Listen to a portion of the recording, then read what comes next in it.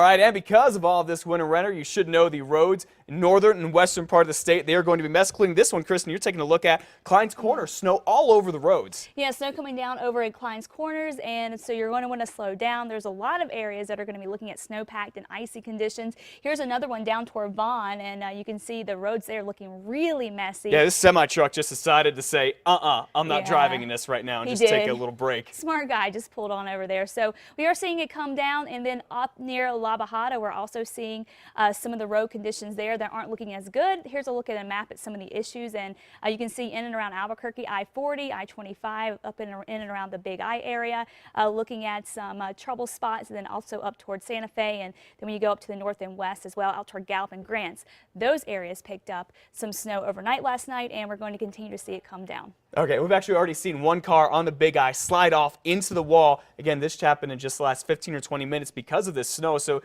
goes without saying, be careful. The other thing we want to know, how long is the snow going to stick around here in Albuquerque and the rest of the state? For Albuquerque, we're probably just going to be looking at some spotty snow here and there through the morning. That's a look at downtown Durango, and you can see there that they saw snow overnight. They'll continue to see some on and off through the day, but for the most part, we're going to start to see things slow down in the lower terrain. Here's a look at the radar right now, and down across south central New Mexico, Silver City looking at some snow over near the Gila area as well, and then Albuquerque, Santa Fe area, you can see heavier snow up along I-25 up near Rio Rancho over toward the Santo Domingo Pueblo, some snow coming down there, and then out toward the Heights, still seeing a little bit of spotty snow here and there come down, but most of it moving out toward the East Mountains, and you can see Rio Rancho saw a little heavier snow this morning, some of it back to the west, so you may see a little more later on this morning, but by 9 o'clock we'll probably be done with all the snow for Albuquerque, and then up in the northeast we're seeing some scattered snow there too. We're going to continue to see the snow come down again across parts of the state today. With the storm system sticking around, we'll have more on your full forecast coming up in just a bit.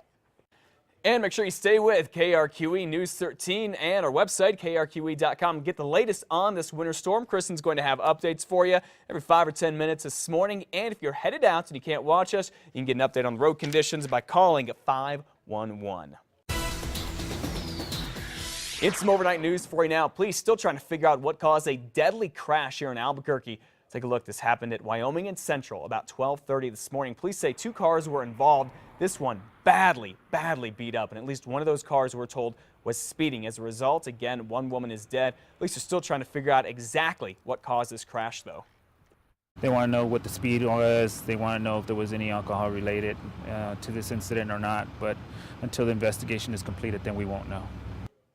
All right, police have not said who the woman was who died or exactly how old she was. All right, more overnight news for you now. Firefighters from Bernalillo County tackled a fire. This was at 785 Tramway Lane in Northeast, way up in the Heights. They say it was started by a chimney that got clogged. We see that far too often this time of year.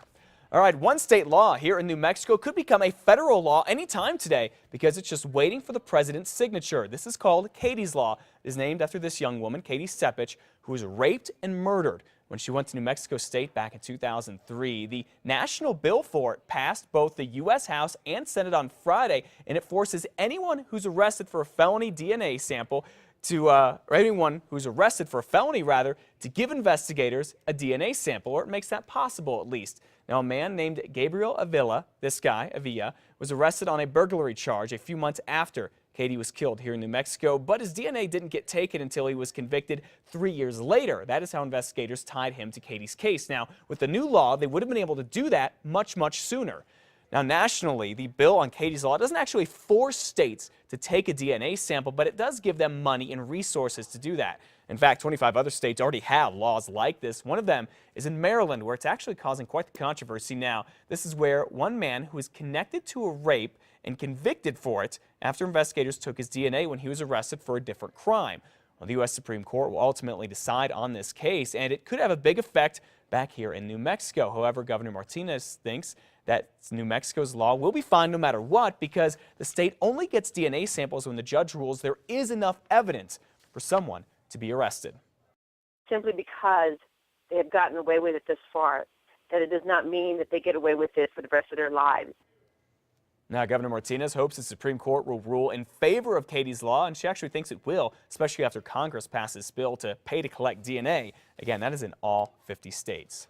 Well, as you can imagine, Katie's mother is just thrilled to have Congress pass that bill, saying it is a wonderful birthday present for Katie, who would have just turned 32 right around Christmas this year. Jan Sepich started pushing for this national law and the one here in New Mexico right after Katie was raped and murdered again 9 years ago. First, she did it here in New Mexico, and then, as we've seen, all across the country. You know, I never, ever would have seen our family in this role. We had no knowledge of the criminal justice system whatsoever before Katie was murdered. Guys, we apologize for that little glitch there. That was Jan Sepich, Katie's mother. Now, Jan says she could hardly believe it when Katie's law passed both the U.S. House and the Senate. Again, that was on Friday. Now, in some other news for you this morning, the man accused of giving heroin to a teen who ended up overdosing on the drugs and dying is now facing federal charges. Joseph Dyson charged with distribution resulting in death. This is for the death of Cameron Weiss, who was just 18 years old when he died last year. Investigators say Dyson met Cameron in jail a few years ago. At the time, Weiss, this young man here, went to La Cueva High School. He's a football player there, and he died from that heroin overdose.